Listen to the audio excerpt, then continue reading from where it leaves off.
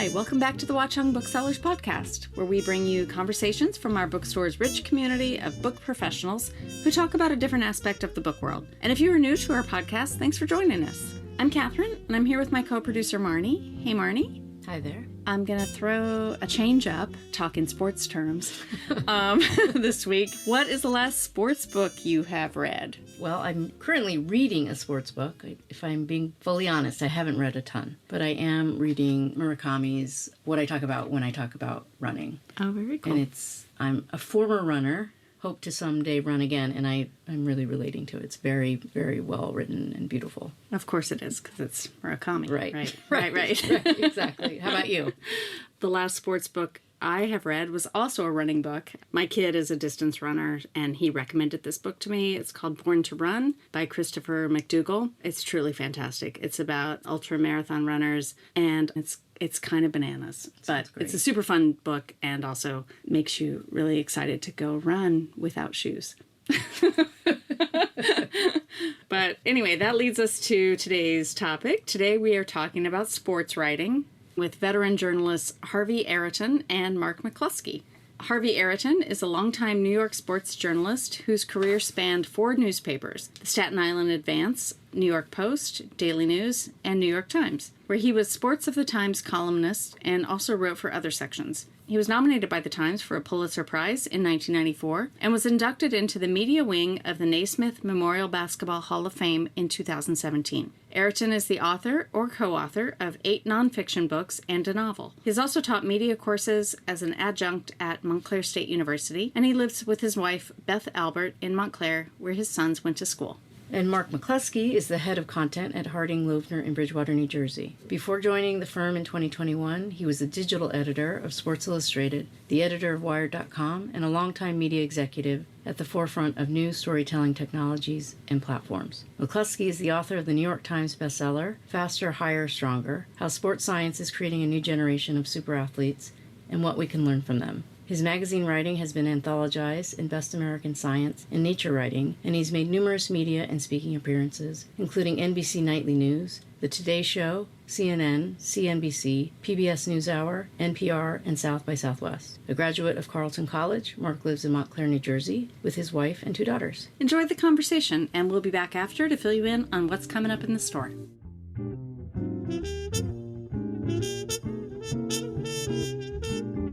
Harvey, it's a real pleasure to meet you. Yours is a name that I've known for years and years, and I actually had no idea that you lived in Montclair. So it's a real pleasure to meet you. Same. Thrilled to be here with you and to talk about sports media and the state of the industry. State of the industry. Before we do that, how did we both come to be Montclairians? What was your Montclair origin story? Well, as my wife was about to give birth to our second child, the idea of dragging a 3-year-old and a newborn up 3 flights of stairs in downtown Brooklyn wasn't so appealing. I had a couple of friends and colleagues who had moved out to Montclair, as well as half the staff of the New York Times already living here. So came out one day, took a tour around town, and what I really loved about it was that there are actually, during the week, people walking and talking on the streets, unlike many other suburbs where everybody commutes to Manhattan and, comes home on the 6 o'clock train and the town basically goes to sleep. So we've been here for a good 30 years now, and wow. It's been great. It's funny. I had a similar story when I moved here to come back to work at Sports Illustrated. I had a colleague from Wired magazine, Jason Tanz, who actually has hosted an episode of this podcast as well, who said, "You got to move to Montclair." And my wife and I, knowing nothing about New Jersey at that point, we rented a house for a year and fell in love with it and bought a house and have been here since. So that's about 8 years. So you mentioned Sports Illustrated, and I was an out-of-boroughs kid, so born in Manhattan, but lived out in Brooklyn. And then my family, when I was about 10, moved out to Staten Island. I grew up in public housing, so basketball courts were our little oasis of freedom and fun. Mm-hmm. But I think I must have been about, 12 or 13 years old. I had a sister who's like 4 years older than me, and she was working part-time job and stuff. And being a kind soul, she fronted me a subscription to SI, and it kind of opened my eyes to what great writing and photography. I think, there are a zillion kids in this country who would say the same thing. I'm one of them. Yeah. Sure. So, for all of my life, or I'd say most of my life, the day that SI dropped in the mailbox, was the major sports media event of the week. So you being obviously familiar, having worked there, I wanted to ask you, the question is, with what's happened to SI over the past 5 to 8 years or so? Or 25. I mean, you can sort of, but go ahead. Yeah. How does that, in your mind, symbolize to what's happened to the sports media industry at large? Mm-hmm. So my first tour of duty at Sports Illustrated, I started there. I was an intern the summer of 1993, and then went back to work there in 1994 as in Sports Illustrated terms, reporter, which is mostly a fact checker, but sometimes doing reporting, and every once in a while maybe getting to write. And the other thing that was happening then was the internet. Was specifically the web was starting to be a thing. And I fact-checked the first story that SI ever did about digital sports and the web, and was a very enthusiastic computer person from other parts of my life, and really thought that this would be an amazing opportunity for Sports Illustrated to expand its reach, leverage its strengths on new platforms, and reach new audiences. Oddly, a thing that I still think 30 years later, even though it hasn't really come to fruition in the way that I might have imagined. What SI had back in those days, it was Thursday afternoon, at least in Western Pennsylvania where I grew up, that it came in the mail. And I would sit down, I'd read it cover to cover. And it was a news magazine back then, is something that's hard for people to remember. Like, I found out the results of random sporting events through reading that magazine. And, by 96, 97, that function was gone.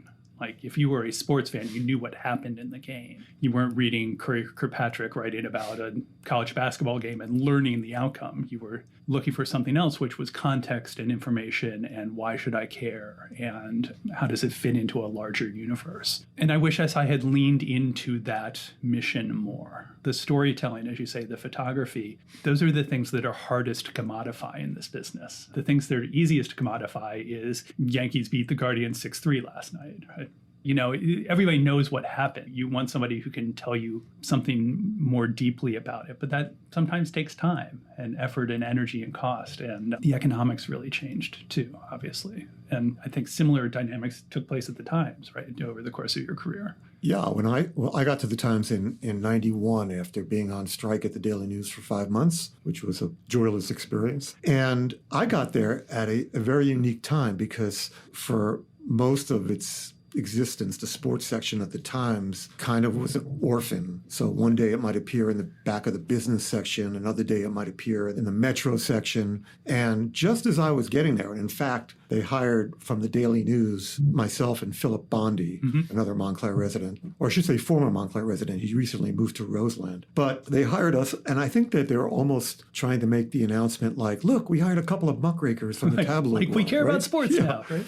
And then they gave it its own freestanding section 7 days a week. The only day it was freestanding had been Monday, Sports Monday, which had been a major concession on the part of the masthead. And so suddenly sports mattered. And they increased their budget. They started, instead of sending one person to cover the World Cup, they started team covering it. And the Olympics team got much bigger. And you felt like you were really part of something that was special because the Times, back in those days, and this, again, precedes the internet, was one of the few publications other than SI that did have a national edition. So you could walk past a box on the streets of San Francisco or Kansas City and put some coins in the slot and buy the New York Times. So it was a great time to be there. And it's interesting because the Times, as you know, about 2 years ago, purchased the Athletic website for a staggering amount of money, $550 million. For a business that was losing $50 million a year. I mean, the two owners who were hedge fund guys, everybody was saying they were laughing their way all the way to the bank. And the question at that point was, what are they going to do with it? And is it a viable business proposition to pay that much money for something that has not had a profitable quarter in its history, still has not, and also employ, in effect, a sports department of 400 people? And I would tell my colleagues. I mean, I left the full-time staff in 2017, but right up until they shuttered the sports section a year ago, September, I was still contributing on an occasional basis. But I was telling all the people who, were working full-time, the other shoe's going to drop sooner or later. They can't really be considering having these two staffs shadowing each other. In other words, the Athletic's going to send 8 people to the Super Bowl, but the Times will send its own 5 or 6 to the Super Bowl. And sure enough, when they made the announcement that sports was closing down, I think it hit people on many different gut levels. I mean, the first one was like they're, doing away with union jobs. And so there was that side of it. And then there was a sort of a sports diaspora. Guys were going to different parts of the paper. They didn't know how they were going to be treated or dealt with, although they promised that nobody would lose their job. And a couple of people did make the transition from the Times to the Athletic. But, I've sat on a couple of panels, done a couple of radio shows discussing what it was. I think as a person who has worked in digital, you would probably have a better grasp on what their strategy might have been from the start in terms of making what is essentially a risky purchase, given the sales price, than most people. I have my own theory, but I'll throw it out to you about when you read about that. Was that kind of another aha moment in terms of where the industry was headed? Well, it was. Let me backpedal a little bit because I was sort of, at the time, during the rise of the Athletic, I had come back, this is what prompted my move to Montclair, to run Sports Illustrated's digital business. So all of our websites under the banner at that point of still Time Incorporated, soon to be purchased twice and then sold and then parted out and become a disaster. But as SI was put up for sale after a company called Meredith bought Time Incorporated and then put SI up for sale, and we had lots of meetings with potential new owners or investors, and we would pitch our vision for what Sports Illustrated could be sort of moving forward. And the consistent question was, well, what about the Athletic? And the Athletic started with what to my mind was sort of an interesting idea that actually took advantage of the atrophy of local sports sections at local newspapers. Like the newspaper business has been perhaps more than any other media business destroyed by the internet and by Craig Newmark inventing Craigslist and death of classified ads. And newspapers have been really hard, and there have only been a few, the Times being one of them, that have found a way to survive and even thrive in a new economic environment. So the Athletic was like, oh, well, the Chicago Tribune and the Sun-Times are terrible now. Like, we're going to hire Jesse Rogers, who used to cover the Cubs for the Trib, and we're going to hire really great beat writers on the teams that you care about, and you're a super fan of Chicago sports, and you're going to pay us X dollars a month to get the sort of coverage that is no longer available to you in the market. And that made sense to me, right? Mm-hmm. They started in Chicago. Toronto was a big market for them at the start. They launched that in more and more markets until basically they were running like newspaper sports sections in every major market in the country, and then layered in a national level on top of it, right? Like now, many of them former SI people. Stu Mandel now writes, National College Football for The Athletic. Andy Staples, who was SI, went to The Athletic. So many people, Seth Davis on college basketball.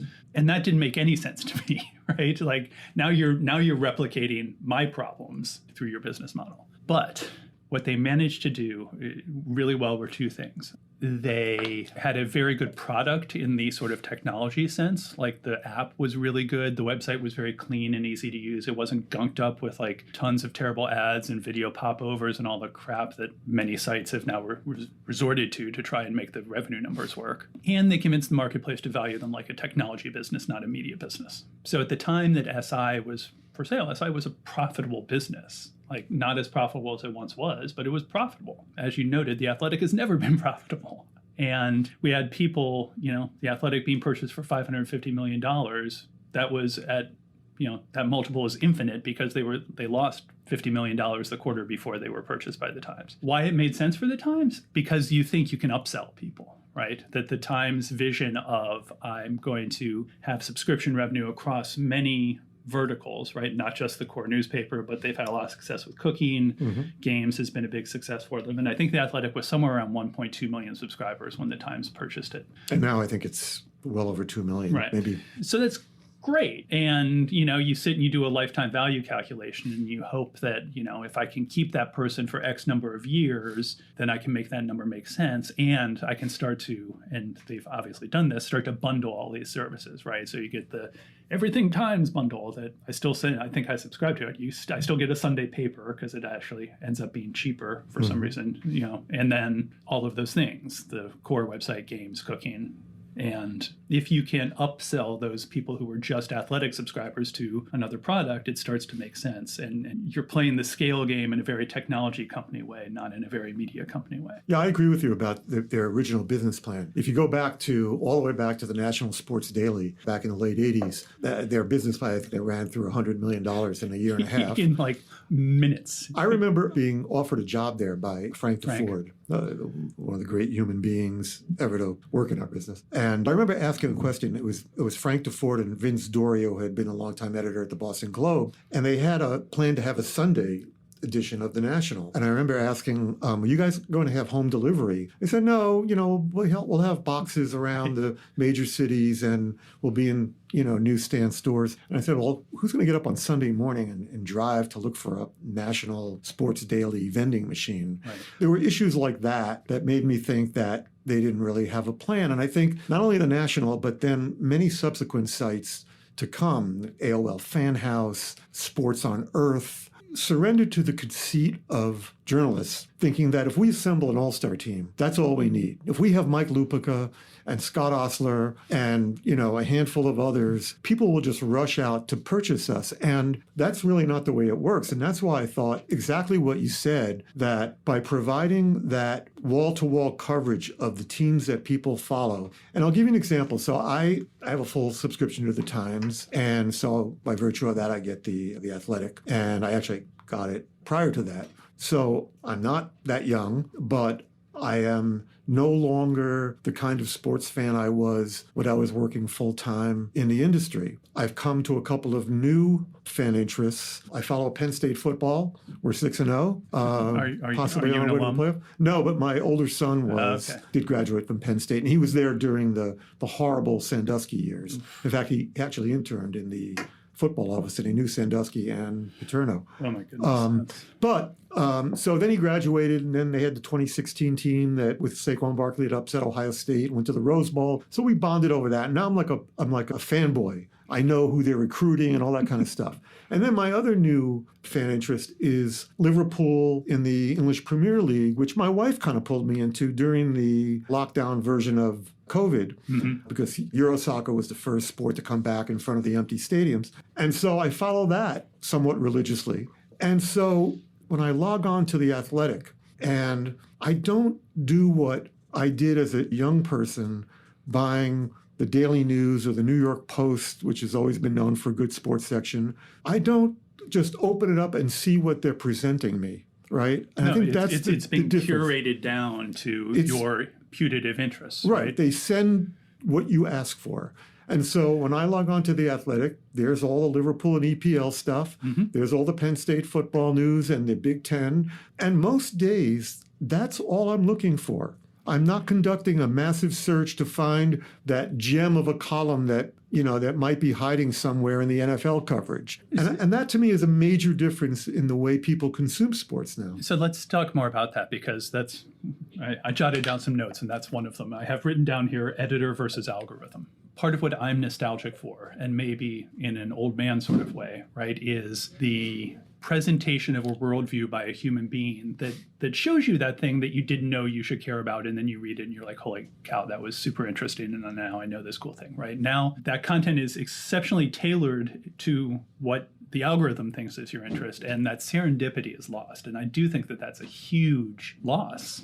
But again, maybe, and then when I say that out loud, I'm like, but maybe I'm just a grumpy old man, right? Maybe that's just my naivete or my longing for the past. No, I think it's an excellent point. And I think from my standpoint, there's this dichotomy. There's the sports fan, the emergent sports fan, now in, I say I'm not retired, I'm downsized. I still do some stuff for the other sections of the Times and some various stuff. But the sports fan in me looks at it like many young people that, opens it up to find Liverpool news and Penn State football news. But the professional that remains in me grieves for the same thing that you mentioned. So for instance, for 16 years, I wrote the Sports of the Times column. And there was a point in, I would say, from the late 90s into the early, to maybe 2007 or 8, there were 5 or 6 of us writing that column. It was George Vesey and Dave Anderson and Bill Roden and Selena Roberts, myself.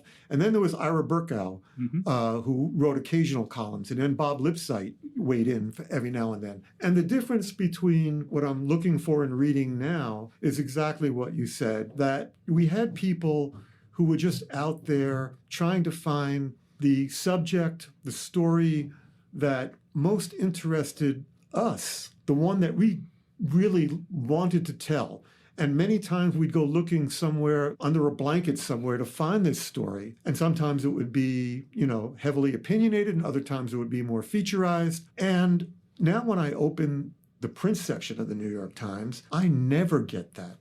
I get an assortment of stories that The Athletic chooses on a daily basis and then passes along to an editor at the Times who just takes it and looks at it for, style. Do you know who's curating that at the Times? Yeah, Ken Plutnicki is the editor. But they're not, at the Times, whoever's handling the copy, usually Ken, is not even allowed to call up an athletic reporter. It's a separate company, or let's put it this way, a separate organization. Separate operating unit, yes. Within the Times, under the Times Corporation umbrella. So they can call up and say, you're really taking too long to get to the point here. I need you to condense this, and so give me a rewrite. They can't do that. Yeah. So hence what I said before about having to send 2 teams to the Super Bowl, they're doing that anyway. Because let's say, for instance, the Olympics, there's a lot of stuff that could wind up on A1 at the Times, drug stories or, political stories or whatever it is. And if they can't control the reporter at The Athletic to give them exactly what they feel they need, well, okay, let's round up the Olympic team, the people who are scattered around the paper, and send them Get the band back together. Yeah. And they're So it really, they're kind of making it up as they go along. But I too grieve for smart people putting together a package that they think is good, because they are the trained professionals. They are. It's now let me argue against the point that we agree with for a second. I mean, there is a sort of self-regard in believing that you're better at that than that in the past has resulted in some viewpoints and types of coverage not getting the sort of play that they probably should have in the past. So I try and be mindful of my own biases when it comes to thinking that way. But I think what algorithmic programming does is pushes you towards lowest common denominators. And I don't mean that in terms of bad writing or even bad thinking, but just in terms of lack of originality, right? Something truly unique is algorithmically difficult to serve to a large audience. And so like the quirk, I want more quirk in my media content, but especially in my sports content these days. Yeah, I remember one time covering the 2002 Winter Olympics in Salt Lake City, and the whole world seemed to be coming apart within the Olympic Village there. That was the Canadian versus the Russian pairs competition. The pairs competition scandal. There was the bidding process itself for Salt Lake had been the French even for the IOC corrupt. And then the Canadian hockey team with Wayne Gretzky was upset about something, and the Russians were threatening to pull out. And so one day I just woke up and I had seen a story in the paper about the Olympic chaplains, and I noticed there was a Lubavitch rabbi who had come out to Salt Lake to open up a synagogue out there, and I was like, wow, that's quite an anomaly. And so I called him and I went to pay him a visit to talk about the meaning of the Olympics. Mm-hmm. And we got a photographer to shoot him, and he had, all the Orthodox garb on and his little Olympic vest. And we talked about the spirituality of the games and what it all meant. And did it have to be in the section? No. But a lot of people got a kick out of it because it was something really quirky and different. Right. And I miss that kind of stuff because the selections being made now, or the things that come at you, on the web are, as you say, that mass appeal stuff. I always wonder, the Times in its print section, not that they really care about the print section anymore, let's face it, that is a generation that's going to die off, and there won't be a lot of print readers. There may not even be a print product in 10, 20 years. Some papers are already cutting back around the country on how many days a week they publish. But what I see a lot of in the print section of the Times are breakdowns. Stu Mandel's top 15 thoughts on college football Saturday, the top wingmen in the NHL, at the beginning of the season. A lot of that kind of stuff, which I frankly, at the Times, for most of my years there, we felt like that was more sports talk radio kind of material. So I have a hypothesis about this, and curious if you will buy into it or think that I'm totally off base here. I think a huge thing that has happened in terms of influencing how sports is covered has been the rise of first fantasy sports and now legalized sports gambling. And that pushes towards that sort of more data-driven rather than story-driven content. So that the 15 best wingmen in the NHL, not that NHL fantasy or gambling is particularly large compared to other markets, but that's what that's servicing, right? That's servicing okay, I've got my draft, who are the best left wings in the NHL right now? The sort of winners and losers and ups and downs. It feels much more like financial coverage to me, oddly, and that you're talking about market moves where when we were younger, it felt like you were talking about people and stories more. Yeah, no, I think, and to extrapolate on that a little bit, I think that leads to the rise of the quote-unquote insider, right? So, back in the day when I came up in the industry, in the sports section, young people would say, I'd love to cover the Knicks or the Yankees. But ultimately, I think the position that people had their eye on from not everybody got there was the general columnist. Right. And right about the time things really started getting a little crazy in the industry where, the layoffs were really multiplying, it was interesting because the first serious wave of layoffs typically hit general sports columnists. Right. Because number one, they were the most expensive on the staff. And number two, they weren't attached to any particular thing. They were there to provide a sort of overview, a smart, erudite take on, and also a columnist wasn't beholden to anyone. Mm-hmm. I mean, if I went off on George Steinbrenner or Jim Dolan, I didn't care if he was going to be mad at me or wouldn't return my call. I didn't need him. It didn't affect your ongoing coverage. Yeah, I mean, I had people I spoke to in the industry who I could, try to get information from. But there was no one person I had to have. And if I felt somebody was really a villainous character who deserved, my wrath, that's what I was there for. But then again, we weren't, at least in the granular way of looking at it, we weren't completely essential. Right. So I remember when Newsday, which always had a good sports section, laid off 3 of its columnists, I believe, in one swoop. Wally Matthews, John Ed Howard, and Sean Powell all got laid off within, I think, 2 or 3 months. And they just said, you know what, listen, Barbara Barker, you're covering the Knicks, but when you need a column about basketball, you'll write it. Now, how does that compromise someone? She can't go after James Dolan if she's covering the Knicks. Yeah, she's not going to get back into the building. Yeah. So we had, the providers of information, inside information rose, and then, the Adrian Wojnarowskis and Adam Schefters of the world suddenly became not only the dream job, but the job that was paying the most by far and away. I mean, there was some, you think back to, and I'm wary of this turning into the two of us just being nostalgic, but, you think of there was Will McDonough and Gamo at the Globe, that sort of notes column on Sunday, right? Yes. And that had some of that NFL insider or MLB insider flavor to it. It wasn't this moment by moment literal transaction. I win because I post that somebody's been traded 30 seconds before somebody else posts it on Twitter, right? That just... Yeah. Social media changed all that. And I give Woj a lot of credit. I've known him a long time. And when he was a columnist at the Bergen Record here in North Jersey, and he was offered a job at Yahoo, this was about the time that Twitter was first starting up. He had some sense of how he could take that insider approach to the NBA and run with it on social media. Now, sometimes it got a little out of hand where, how essential was it that 5 minutes or 2 minutes before Adam Silver comes out to announce the fourth pick of the draft, he's tweeting ESPN or Yahoo or ESPN sources, say the Bucks will choose the guy in the room who has the card that the Bucks sent in. Is this something that really is adding that much? But nonetheless, I'm sure these organizations, before they shell out that kind of money for an insider, they've done the metrics on, how many eyeballs it's bringing to their site and name brand and the crawl coming across the screen. I give them a lot of credit. But at the same time, I think the NBA, let's just say on the NBA for a second, I think they love that because it's 12-month marketing for its product. And at the same time that Woj just drops his bombs, and then every show on ESPN, Fox, or whatever network has panel discussions, they just bandy these same talking points back and forth all day. And then the stuff that you don't read about.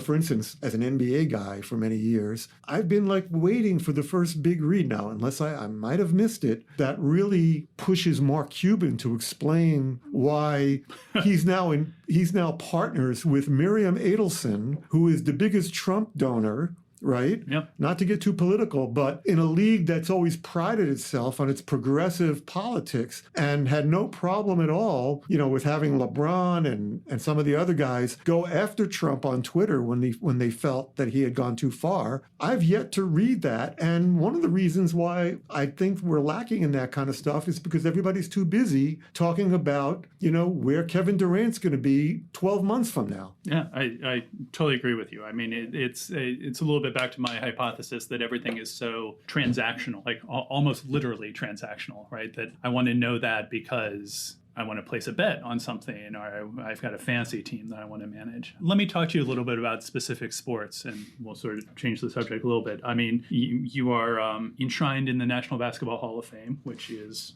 an astonishing thing to get to. There's a little plaque. There's a little plaque in the. I mean, upstairs the media area gets a little area, but I mean, it is a league that, as you say, has been more progressive in some ways, and I think more digitally savvy in some ways over time. I'm just curious about where your head's at around basketball in the year 2024. What is your level of interest in the NBA these days?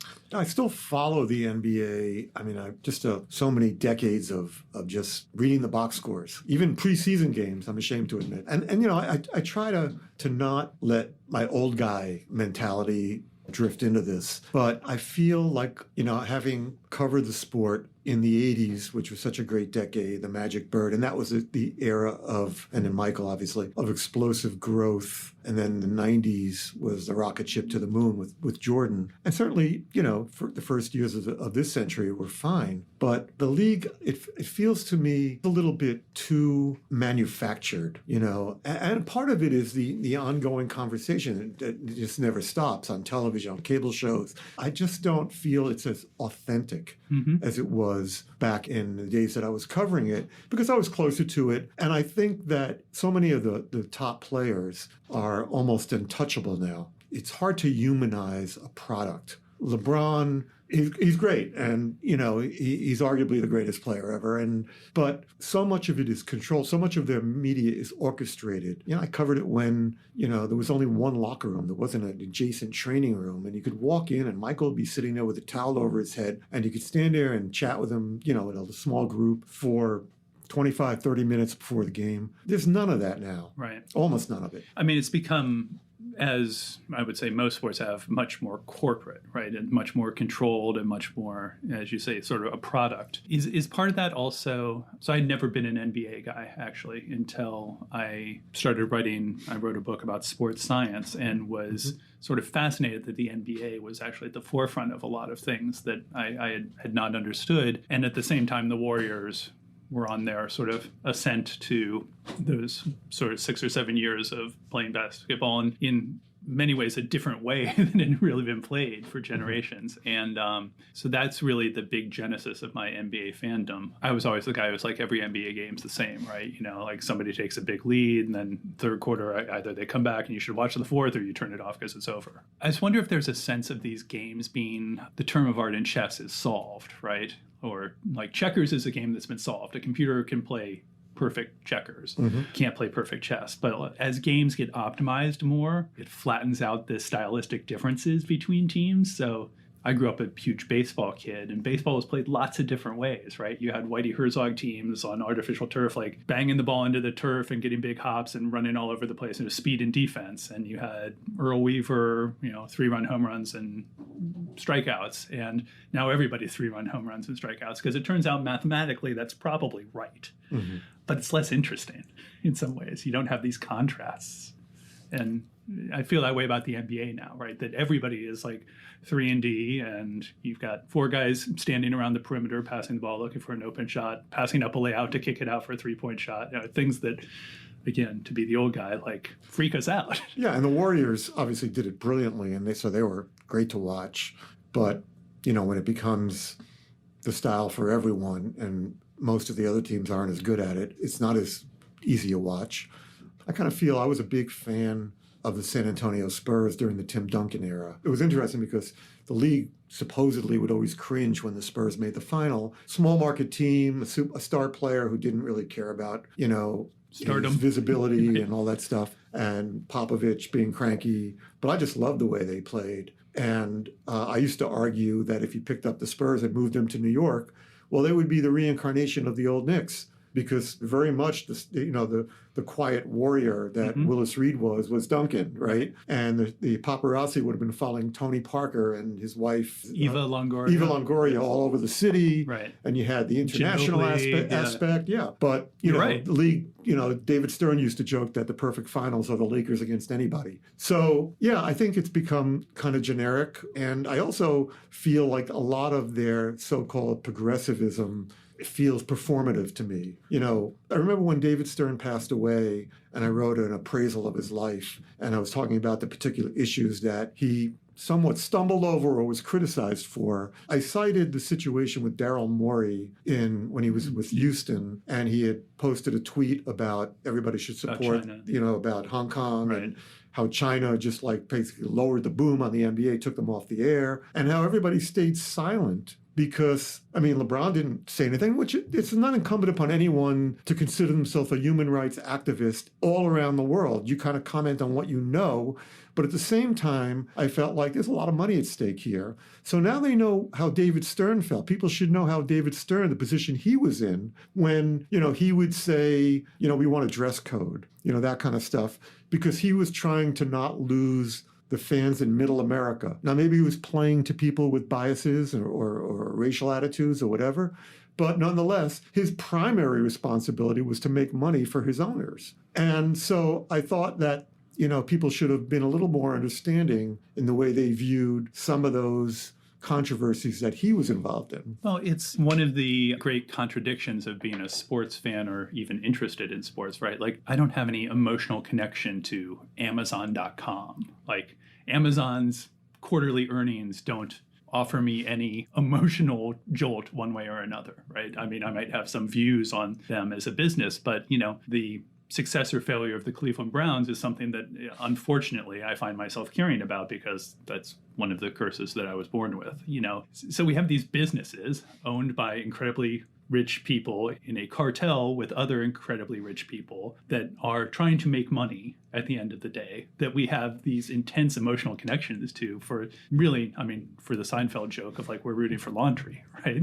There's why should we feel that way about it? But yet we do. Yeah, I used to always play around with the idea of a book or some kind of magazine article about how sports fans should wake up and kind of become as capricious in the way they approach their love of sports as the players, or the jumping from team to team, or the owners trading them from team to team, right, and just kind of pick teams that tickle your fancy from time to time. I remember, I grew up a devout Yankees fan. And there was probably a point in my life where I wouldn't want to miss a Yankee game, even if there was something particularly exciting to do somewhere else. I was just that addicted to it. But at some point, I remember during the 2004 World Series being in St. Louis with the Red Sox, and we made our way down to the field in the postgame for the postgame celebration. And the ballpark had emptied out of Cardinals fans, and however many Red Sox fans, a couple of thousand, I would guess, that were in Busch Stadium, were all down in the lower stand behind the dugouts, and the players were whooping it up. And I remember thinking, you know what, I'm happy for these guys. I hated them my entire youth and young adulthood, but I'm kind of happy for them. And for the succeeding years, I actually became kind of a quiet fan of the Red Sox. I liked their players. I liked Tito Francona. Mm-hmm. I thought Pedro was cool, Martinez. And I think that's what put the thought in my head that, yeah, we can switch sides because it is laundry, at the end of the day. Right. As someone who has written so many different types of things, a columnist for so long and some really beautiful books, I mean, what are sort of the differences in how you have to approach those different jobs as a writer? When I first started writing books, I was definitely afraid. It's terrible, that, right? That, I don't know if you experienced this, but I remember when I did my first proposal and then sat down to, work on the book or report the book, whatever. And I was like, what if the proposal is all I got?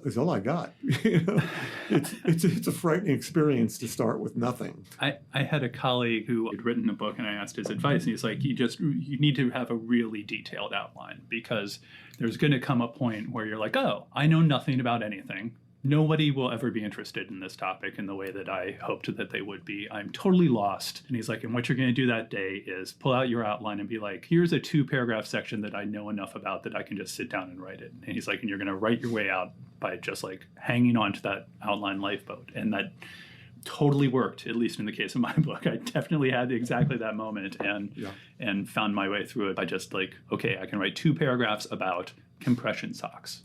And then 2 more paragraphs about sleep training. And just go from there. I've learned a lot about compression socks. With your Achilles. With my torn Achilles tendon this past summer. But for me, the difference was, I was trained in the tabloid world of nightmarish newspaper deadlines and that mad, frantic adrenaline rush.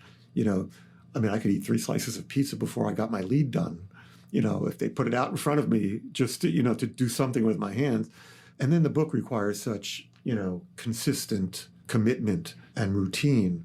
So having to get up every morning, go down, make a cup of coffee, go back up to my office and say, I'm not doing anything. It's 8:30 now, 11 o'clock, I'm not moving from this desk. And I'm going to make sure that however many pages I write or re-edit or whatever it is, I'm going to get that done. And that takes a lot of patience when, most of what I had done was just mad, frantic rush to make deadline. Right. We've got a few more minutes. The tradition is that we should talk about what we're reading these days. So I'll ask you first. So in preparation for an event that I'm going to be doing at Watchung Booksellers, I've been reading The Paper of Wreckage, the new book. It's a oral history of the Rupert Murdoch New York Post. And of course, that was my second stop. I started at the Staten Island Advance where I grew up and went to the Post and covered the Knicks there as a very young reporter. This book, all 550 pages of it, is something I've been reading. And right before that, I took something off Barack Obama's 2024 summer reading list, a book called The Ministry of Time, a novel by a woman named Kelaine Bradley. And thank you, Mr. President, because it was a very good read. Mm-hmm. How about yourself? My reading habits are really strange. I am coming to the end of a rereading of Robert Caro's Lyndon Baines Johnson 4-volume thus far biography, and I have no idea why I felt like I needed to reread it right now.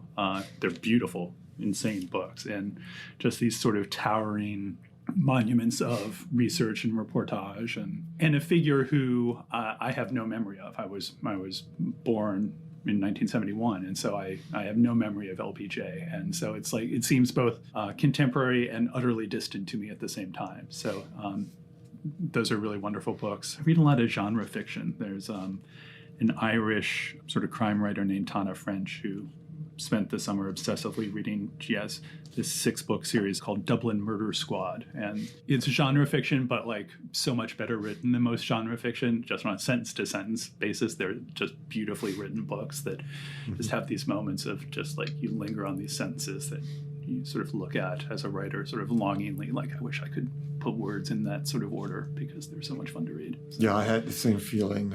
I'd been on a Colson Whitehead binge for a while. He actually was in Montclair, I think it was last year, and, from one book to the next, just spectacular wordsmith, storyteller. Let's do one more thing for them. 3 favorite sports books. Well, The Breaks of the Game, the Halberstam book on the NBA in I think around 1980. And I've always been a big fan of Ian O'Connor's books, the biographies he's done. I particularly enjoyed the one he did on Belichick. Mm-hmm. And then, a personal favorite, Ira Berkow is a very close friend of mine. Ira's in his, I want to say, close to mid-80s now. And years ago, he wrote a book called To the Hoop. And it was about his love of basketball. So it kind of followed him through a year of various basketball activities while doing his job. He's always been close to Oscar Robertson, so he got into a full court game with Oscar. His brother was dying in Chicago at the time, so there was a lot of gut-wrenching personal stuff. He talked about playing with Mario Cuomo up in Albany and almost getting into a fist fight with him because Mario played with sharp elbows. Because I'm so fond of Ira, he was sort of like my big brother at the times when I got there in 91, that that comes to mind as one of my favorites as well. Right. And yourself? Like I said, I grew up a baseball kid and an aspiring writer, so all of Roger Angel's books, 4 Seasons. And obviously, yeah. I mean, just nobody has ever done baseball better, and just sort of the space he was given at the New Yorker to do that, and his brilliance in every other possible way of of writing and editing. I was a cyclist in my youth, and there's this weird fiction book called The Rider that is the story of a long bike race told by the rider as it's happening. That is like this bizarre, wonderful book that like completely captures what it's like to be in a bike race. And then my other one, and maybe apropos of this discussion, it's not a sports book per se, but Richard Ford's novel, The Sports Writer.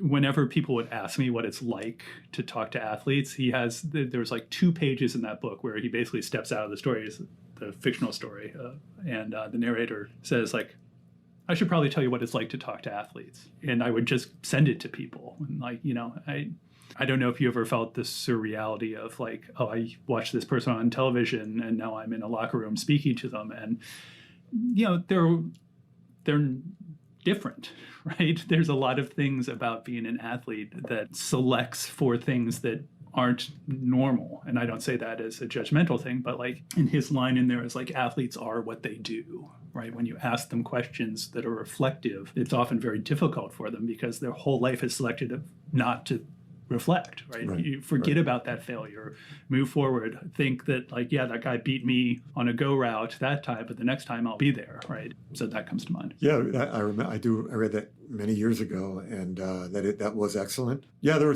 are probably several more that we could think of if we had the time, but I think we're out of time. But this has been so enjoyable. I'm glad we finally got to meet, know that we both live in town, and I think we covered a lot of ground. Yeah, it's wonderful to get to meet you and get a chance to chat about this. Excellent. Excellent.